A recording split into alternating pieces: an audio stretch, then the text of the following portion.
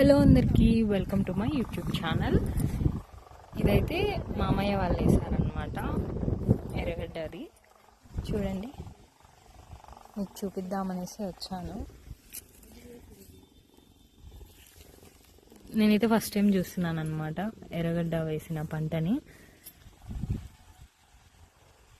ఇక్కడంతా దిగబడుతుంది, అందుకే నేను అడుగులు వేయట్లేదు, ఇక్కడే చూపిస్తాను గట్టు మీద నడుస్తూ.